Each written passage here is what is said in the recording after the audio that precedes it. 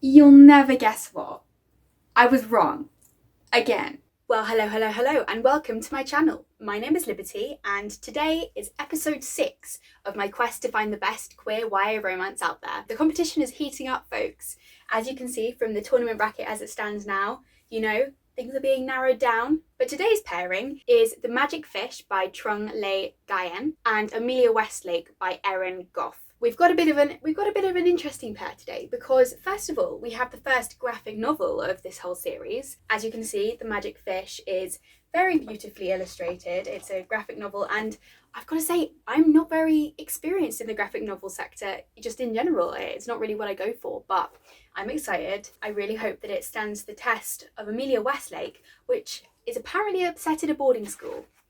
And if there's anything that I am a sucker for, it is a boarding school story. It has my heart ever since Malory Towers when I was a child. So I'm ready for the mischief and mayhem of that.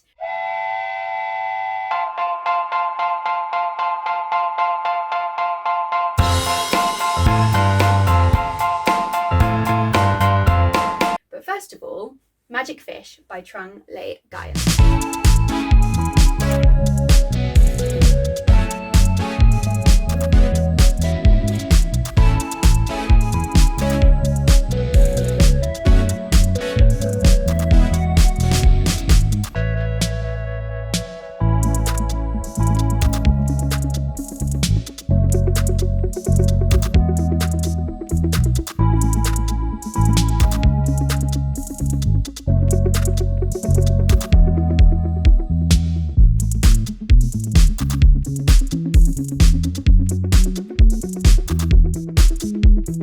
I have finally finished The Magic Fish by Trung Nguyen. I really thought this was just so gorgeous. Like, the illustrations are just so magnificent.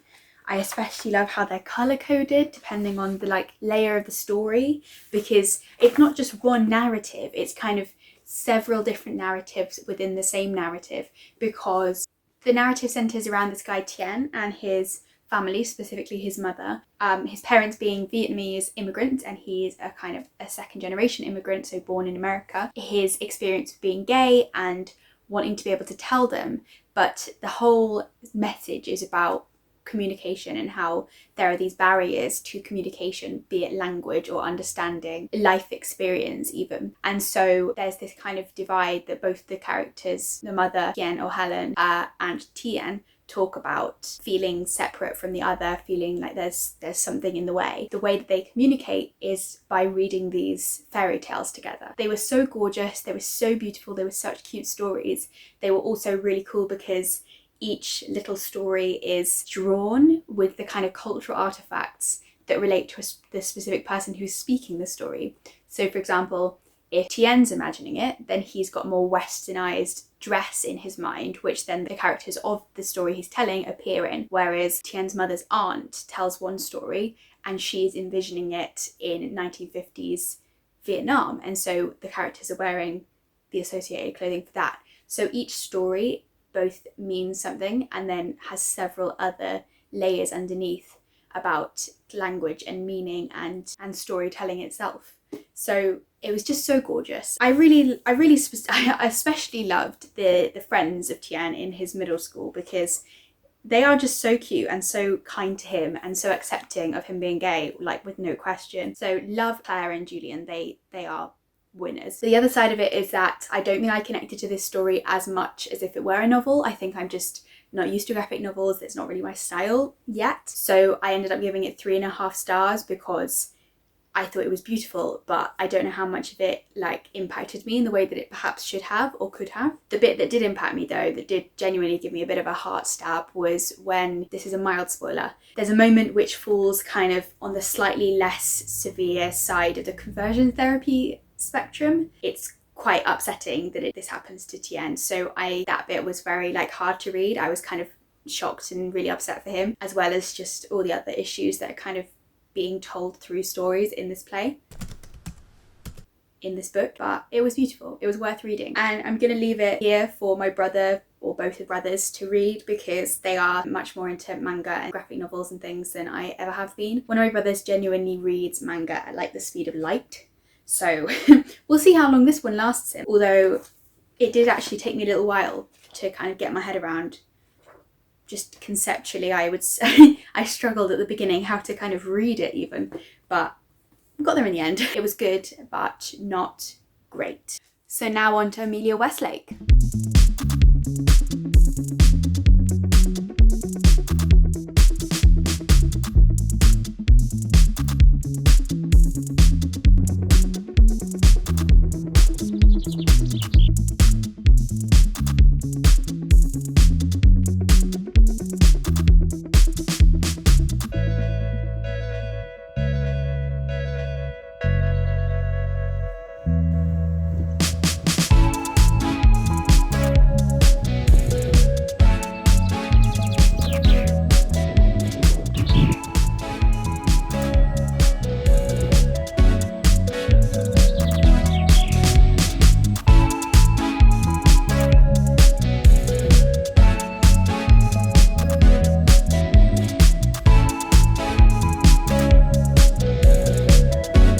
Updates on Amelia Westlake. I'm now 23% of the way through, and I first of all have realised just how wrong I was about a lot of the content, and second of all, I'm not sure I'm enjoying it. First issue is that it's not actually a boarding school, it's just a posh private girls' school, and secondly, it's in America.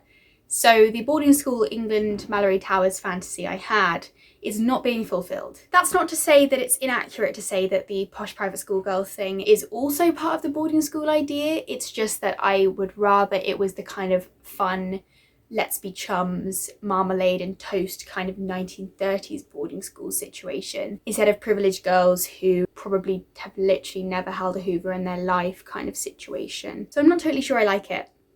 There's one main character, Will, who is fabulous. She's like, challenge the status quo, let's be super radical and progressive kind of girl. Love her, she's cool.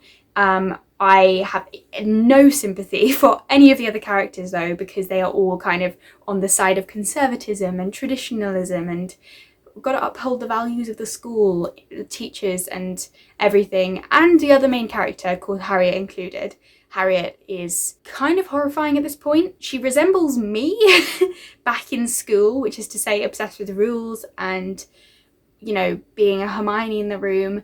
But the issue is that she's doing it without a tiniest bit of sensitivity or awareness of inequality. She's being completely gullible about all the horrendous things that her friends and her girlfriend are getting her into. So I'm also disliking Harriet the character because she has literally never listened to anyone in her life.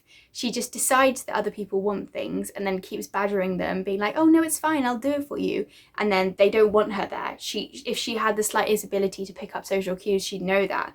And it's actually just abrasive, and she's lacking the basic understanding of consent, and it's bothering me. If this were an attempt to display autism in girls, I would be so there for it, I'd be so ready for it. But the point is, that's not what the author is trying to do. There's no attempt at that. This is not about neurodiversity. She's just an asshole. She's just a completely horrible person at the moment. And I just, basically, Will is cool, Harriet is not. Amelia Westlake is not even a character, but the political cartoon situation is interesting. I hope it pans out well. I'm just like, all right, I'm here, I'm reading it. Only like a fifth or a quarter of the way through, and so I really hope it picks up soon, but just like, where are the hockey sticks and midnight feasts, you know? You'll never guess what. I was wrong. Again. It's kind of the point of storytelling though, to confuse you, to make you believe certain things and then surprise you. And this time I was wrong about Harriet. She is certainly annoying, at least at the beginning, but she shows some really significant character growth. I am currently 62% of the way through, and honestly, I kind of love it. Like, Amelia Westlake is proving to be a genuinely compelling story about two people, otherwise definitely not friends, very much opposed, in fact. So it's kind of enemies to lovers, who, through a chance encounter, start producing political cartoons that are kind of exposing the inequalities and issues within their school called Rosemead. This is set in Australia, in Sydney, I think, and It's about the class divide, it's about sexism, it's about race. There is a really great scene that's recently happened where Natasha, who has Vietnamese immigrant heritage, kind of points out to Harriet, like, you know, these two people you call your friends, Beth and Millie, like, they call me Ning Nong, like, that's racism. And Harriet's like, yes, I'm aware of that. And Natasha says, oh, do you say that to them? And when Harriet says no, Natasha says, then how are you any better than them? That was a really simple, tiny little scene, but I think it was so worthwhile to be so clear about it. Like, that calling out the small things is so important, so worthwhile, and is in fact one of the only ways that people can change and grow, if people they trust and close to them, their friends, say, actually what you just said was wrong. So that was a really great scene. I'm also actually liking the romance. At first I was like, how on earth is this going to work? They're diametrically opposite in every way. But Will makes Harriet more bold and makes her think more deeply, be less gullible, which is the major issue I had at the beginning with her. And Harriet makes Will feel kind of safer, feel more accepted. And it gives Will a kind of channel to focus all of her radical energy, because the point is she is doing so much around school, basically causing trouble everywhere she can. And it's great and it's clearly wonderful for her and I'm so proud of her. But the problem is that she is getting in a lot of trouble for it. So these political cartoons, since they're anonymous, that was a key fact that I didn't say. The Amelia Westlake thing is because they've anonymously made the pseudonym Amelia Westlake to produce these political cartoons, because otherwise the author of the cartoons would get in trouble. And so it's wonderful because this is about small scale progressive rebellion. It's about making change in a local community. It's about climate change. It's about racial injustice. It's about misogyny. It's about so many things. And I think the romance is getting there and I'm intrigued. It's possibly quite an underdeveloped part of the story, if anything. Like the themes of kind of activism are so much stronger. The themes about questioning your surroundings are brilliant. And so the romance is kind of there, but it's falling a little bit by the wayside, which is possibly a kind of a downside actually. There's not so much in the kind of interactions that appear that romantic until one comments or the other comments about feeling flustered or whatever, you know, which are signs of perhaps lust or sexual attraction, but not necessarily romantic attraction yet. So we'll see how that plays out. I'm just intrigued. I am actually intrigued, and I'm also intrigued to see how Will is going to handle Harriet's quite awful parents who talk down to her and treat her as some sort of object that has to appear perfect instead of as a person. So I'm intrigued how Will is going to deal with that, because I have a feeling that Will is going to blow up at them at some point. That's a classic scene I love in these kind of books. I know it's not realistic. I know if people did that in real life, there would be such repercussions and it would be really bad and really abrasive and really kind of, I don't know, what's the word? It's rash. That's the word. It's way too rash and it shouldn't be done in real life, but it's just so satisfying. And so reading about it just fills me with so much joy, even if also a tiny bit of secondhand embarrassment. I love it. I love it. So I'm hoping that there's a scene where Will does that with Harriet's family. I'm enjoying it. It's not the boarding school fantasy, but it has got political activism and it has got a sapphic romance at the end of the day. Well, hello. I have finished Amelia Westlake last night at about 1 a.m, but it's fine. And it was just such a good story actually. In the end, I really appreciated the story. I really loved it. The narrative arc was like great, apart from possibly the last chapter. Between the last and penultimate chapters, there was quite a sort of a skip, which I think if they had shown the after effects of the penultimate chapter a little bit more, I would have been a bit more happy. But instead it jumps forward to like an epilogue scene. So, and actually that's such a minor concern. I just really loved it. Like I say, the kind of activism side of it was just fantastic. The making change, the fighting for what you believe in, fighting for what's right. It was great. And Harriet, huge character growth. Will, character growth as well actually. Like Will learns to make less, you know, judgments upon first meeting people, and there's just a lot of acceptance. But what really I appreciated the most actually is, unlike perfect on paper, the issue with the best friend Natasha of Will doesn't get resolved. That is not a thread that gets tied up, because fights like that over something quite major, over effectively people, you know, undermining their friendship through actions, that's not going to be solved easily. So I thought that was really worthwhile and really realistic to show Will making efforts to resolve things while not actually achieving it yet by the end of the story. So that was really good. In the end, I really loved it. I gave it 4 stars, and I think that it's pretty great. Again, graphic novels are not really my jam. I really like The Magic Fish as a story, and the illustrations themselves were so gorgeous. Like visually, I was very pleased, but visual arts have never been my strong suit. I've not put enough time and effort into visual art during my life to kind of understand it deeply enough, like to feel the emotional effects of visual art in the same way that I do written word. You can hit me with a well-placed sentence like so badly I'm gonna cry, but even a really beautiful painting will make me kind of go, huh, but not as much emotion. And that was the real key drawback of The Magic Fish. Not to take away from the story itself, like I say, brilliant. In terms of the 4 criteria, let's go through them again, folks. 1, diversity of characters. Magic Fish was good, but it definitely had a lack of queer characters, whereas Amelia Westlake had some queer characters and really very few people of colour, so that was a kind of lack of diversity actually as well. Both of them didn't do so well on diversity, but interesting plotline. Magic Fish was so interesting. I mean, the telling through fairy tales thing, so unique, so interesting, like, and the way that it approaches language in this kind of indirect way is so great.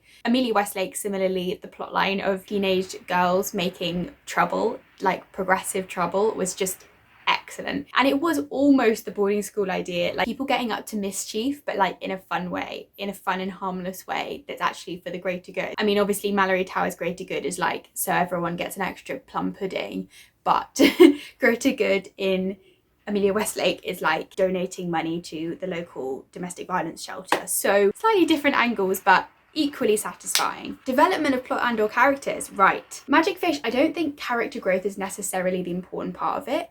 Like there is one goal that Tien, the main character, has, which is coming out to his family, does get achieved, but it's not that he as a person changes during the story, and I don't think other characters do either really. Similarly, there wasn't a kind of depth of plot that like really attracted my attention, and there wasn't as much of an arc in the same way as Amelia Westlake, which was, like I say, great. And then finally, how happy did it make me? Magic Fish, I just wasn't really into it. So it was kind of nice, but it didn't make me happy. Whereas Amelia Westlake, I was like, yeah, I love you two. I love this situation so much. And I'm so happy that like they're just having the greatest time doing these things until of course it all goes wrong. But that's part of the story. Again, the conflict, the Act 3 conflict, actually good. It wasn't even a conflict actually. It was more like an Act 2 conflict. And then like a sort of slow, meandering continuation of the narrative culminated in everything coming together at the end. So I don't think it even really had an Act 3 conflict actually. Wow.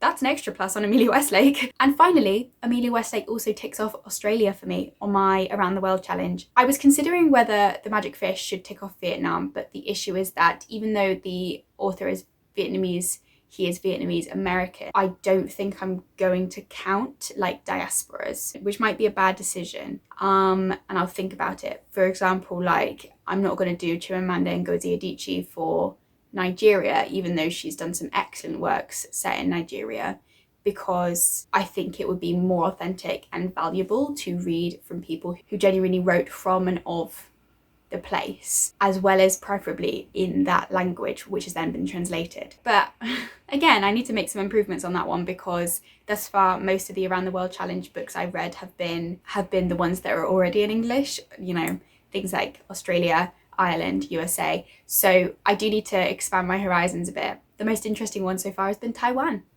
That was fun. But sorry, anyway, back to Queer YA Romance. Why have I gone off on a tangent? Sorry about the world. Today's winner is, drumroll please, Amelia Westlake. I mean, it got 4 stars against The Magic Fish's 3.5. You will see the updated tournament bracket at the beginning of the next video, which I hope you will join me for whenever it comes out. And thank you very much for watching this video, and I really hope to see you back on this channel soon. Goodbye!